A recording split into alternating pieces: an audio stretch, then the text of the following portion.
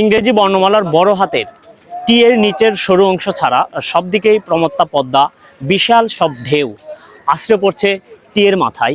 বাকি সব দিককেও ছুঁয়ে যাচ্ছে পদ্মা, তবে তা মৃদু মন্দ ছলাৎ ছলাৎ। ভ্রমণপ্রিয় পাঠকেরা ইতিমধ্যেই নিশ্চয় বুঝে গেছেন, কিন্তু বলা হচ্ছে পদ্মা নগরী রাজশাহী টি বাঁধের কথা। বুঝতেই পারছেন, ইংরেজি টি বর্ণের মতো আকৃতি হওয়ার কারণে এ বাঁধের নাম টি বাঁধ রাখা হয়েছে। এটি শুধু রাজশাহী শহর রক্ষা বাঁধই নয়, এটি নগরবাসীর বিনোদনের অন্যতম প্রধান কেন্দ্র হয়ে উঠেছে। কিন্তু রাজশাহী মানেই লাল সূর্য, পদ্মা নদী আর অপরূপ টি বাঁধের সৌন্দর্য।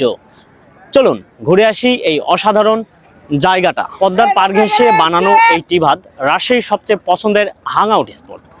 সকালে সূর্যের আলো আর বিকেলের বাতাস দুটি এখানে অন্যরকম, যা আলাদা একটি ফিল পাবেন এখানে আসলে।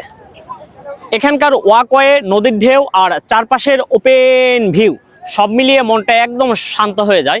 ছবি তোলার জন্য ভ্রমণ পিপাসুদের জন্য কিন্তু একদম একটি পারফেক্ট স্পট বলে আমি মনে করি। যে বালুর বস্তাগুলো দেওয়া আছে, এগুলো কিন্তু একবারে টি বাঁধের যে প্রোটেক্টর হিসাবে বা বাঁধ হিসাবে কিন্তু এটা ব্যবহার করা হয়েছে। তো এই টি বাঁধের উপর দিয়ে যদি হাঁটতে চান তাহলে একটু সাবধানে হাঁটতে হবে আপনাকে, পড়ে যাওয়ার কিন্তু রিস্ক থাকতে পারে, সো সাবধান। ঠিক আমার পেছনে অপরূপ পদ্মা নদী। আজকে একটু অন্যরকম নৌকায় চড়ে করছি পদ্মা ভ্রমণ। হাওয়া, ঢেউ আর শান্ত নদীর সুর সব মিলিয়ে একদম ম্যাজিক মোমেন্ট। চলুন আপনাদেরকে দেখাই পদ্মার সৌন্দর্য কাছ থেকে কেমন লাগে।